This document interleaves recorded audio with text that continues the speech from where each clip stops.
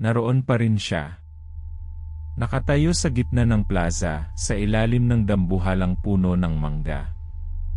Ang hangin ay malamig at ang amoy ng basang lupa ay nanunuot sa ilong ko. Alam kong patay na siya, matagal na. Pero paano siyang naririto, sa lugar na ito na matagal nang nawala?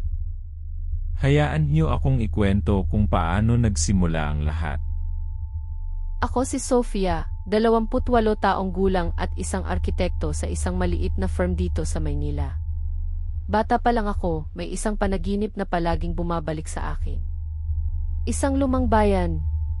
Malalaking bahay na yari sa kahoy, may malawak na plaza at isang simbahan na ang kampana ay parang ginintuan. May dambuhalang puno ng mangga sa gitna ng plaza, at sa ilalim nito, palaging nakaupo ang isang matandang babae na nakasuot ng puting saya. Palagi akong nagtataka kung nasaan ang lugar na iyon. Hindi ko maintindihan kung bakit ko ito napapanaginipan. Akala ko kasang-isip lang ng aking isip. At dito nagsimulang maging kakaiba ang lahat. Isang gabi, habang nag-scroll ako sa Facebook, nakita ko ang isang lumang post tungkol sa nawawalang bayan ng San Isidro. Parang may bumulong sa akin na i-click ko ang link. Ang mga larawan na nakita ko ay eksaktong-eksakto sa aking panaginip. Ang plaza, ang simbahan, ang bahay na yari sa kahoy, at ang dambuhalang puno ng mangga. Ang bayan ay nalubog sa lupa dahil sa isang malakas na lindol noong 1980. Hindi ko mapaniwalaan ang nakikita ko. Mag-comment ng kung naniniwala kayo sa mga ganitong kwento dahil lalala pa ito. Hindi ko maipaliwanag ang pakiramdam ko. Parang may pumilit sa akin na alamin pa ang tungkol sa bayang iyon. Sinubukan kong kausapin ang aking tita Elena na lumaki sa probinsya ng Batangas kung saan matatagpuan ang San Isidro. Nang tanungin ko si tita Elena tungkol sa San Isidro, bigla siyang namutla. San Isidro? Bakit mo tinatanong tungkol sa lugar na iyon, Sofia? Tita, palagi ko po kasing napapanaginipan ang isang lugar na kamukha ng San Isidro. Nakita ko po sa internet na lubog na pala ang buong bayan. Sofia, huwag ka nang magtanong patungkol sa lugar na iyon. May masamang nangyari doon. Pero ano po, tita? Sino po yung matandang babae na nakaupo sa ilalim ng puno ng mangga? Wala akong alam na matandang babae, Sofia. Ang alam ko lang, simula nang lumubog ang bayan, hindi na nagparamdam ang mga espiritu roon. Espiritu po? Anong espiritu? Hindi na kinausap ni Tita Elena si Sofia tungkol sa San Isidro. Ngunit ang pagtanggi ni Tita Elena ay lalong nagtulak kay Sofia na alamin ang katotohanan. At magtiwala kayo, kailangan niyong manatili para sa susunod na mangyayari. Dahil dito talagang nagiging hindi ka panipaniwala. Nagsimulang mag-research si Sofia ng mas malalim. Nakakita siya ng mga lumang artikulo sa pahayagan, mga testimonya ng mga nakaligtas, at maging mga kwento ng kababalaghan.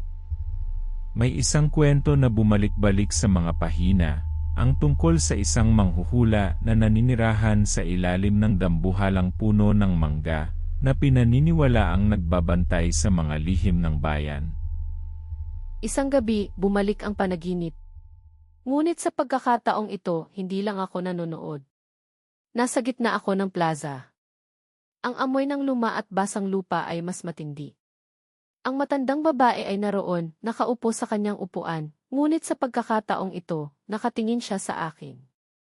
Hindi siya ngumingiti. Ang kanyang mga mata ay parang dalawang itim na balon. Sino ka? Ang matandang babae ay hindi sumagot, bagkus ay itinaas niya ang kanyang kamay at itinuro ang isang bahay na yari sa kahoy. Bakit? Ano ang ibig sabihin nito? Mula sa kanyang bibig ay lumabas ang isang tunog na parang bulong, hindi pa tapos ang lahat. Nagising ako na pawis na pawis. Pakiramdam ko ay totoo ang lahat. Kinabukasan, nag-research ako tungkol sa bahay na itinuro ng matandang babae sa aking panaginip. Nalaman ko na iyon ang bahay ng alkalde ng bayan, at ito raw ang pinagmula ng trahedya. Ito raw ang pinagmulan ng paglubog ng bayan. May isang lihim daw itong tinatago. Hindi ko na kinaya. Kailangan kong puntahan ang lugar na iyon. Niyaya ko ang aking kaibigan na si Mark na samahan ako. Siya ay isang photographer at mahilig sa mga misteryo.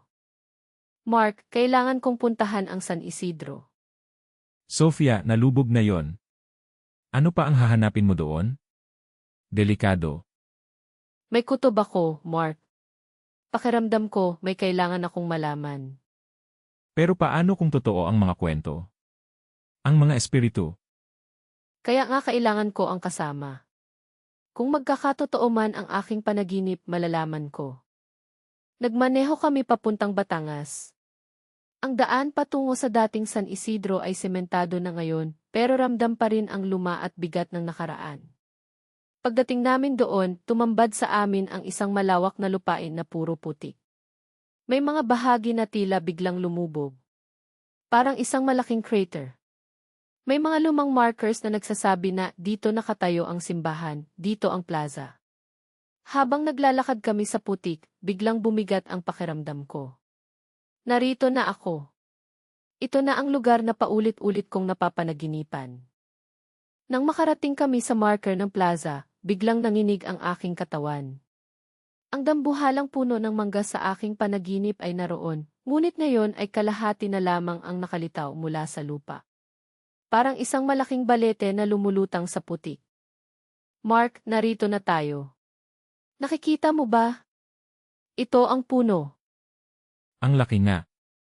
Pero Sofia, parang ang bigat ng hangin dito. Hindi pa tapos. Lumingon ako sa paligid, ngunit wala akong nakita. Tanging ang malawak na putikan at ang malaking puno. Mark, narinig mo ba iyon? Wala akong narinig, Sofia. Tara na, gabi na. Hindi. Kailangan kong hanapin ang bahay ng alkalde. Nang makarating kami sa marker ng bahay ng alkalde, biglang bumukas ang lupa sa harap namin. Hindi ito kalayuan sa puno ng mangga. Isang malaking butas ang lumitaw, at mula doon ay umalingasaw ang amoy ng luma at basang kahoy. May nakita akong hagdanan na patungo sa ilalim. Mark, tingnan mo. Ito ang bahay. Sofia, delikado yan. Baka bumagsak. Kailangan kong bumaba, Mark. Pakiramdam ko, ito ang susi. Bumaba ako sa butas. Ang hagdanan ay gawa sa luma at basang kahoy. Ang ilaw ng flashlight ay halos hindi makatago sa dilim. Habang bumababa ako, unti-unting lumilinaw ang tunog ng bulong. Hindi pa tapos. Naramdaman ko ang lamig ng hangin at pagkatapos ay nakita ko siya. Ang matandang babae. Nakatayo sa gitna ng silid, sa ilalim ng isang butas na may kaunting liwanag. Hindi siya nakaupo. Nakatayo siya at nakatingin sa akin. Sino ka? Ako ang nagbabantay. Ang laging naririto. Bakit mo ako binabangungot? Anong gusto mo? Ang katotohanan. Ang lihim na ibinaon. Ang kasunduan. Biglang may humawak sa braso ko. Si Mark. Sofia, umalis na tayo. May nakita akong anino sa itaas. Nagulantang ako at lumingon sa matandang babae. Ngunit wala na siya. Tanging ang dilim at ang amoy ng luma at basang kahoy ang nanatili. Nang makabalik kami sa Maynila, hindi na ako bumalik sa San Isidro. Ang mga panaginip ay nawala na rin mula noon. Ngunit ang pakiramdam ng takot ay nanatili. Hindi ko alam kung ano ang ikasunduan na tinukoy ng matandang babae o kung anong tilihimbi ang ibinaon. Mula noon, hindi na ako nakakatulog ng mahimbing. Tuwing gabi, pakiramdam ko'y pinagmamasdan ako. Pakiramdam ko'y may nagbabantay pa rin sa akin at sa lihim ng San Isidro. Ang kwento ni Sofia ay isang paalala na ang nakaraan ay hindi kailanman nawawala.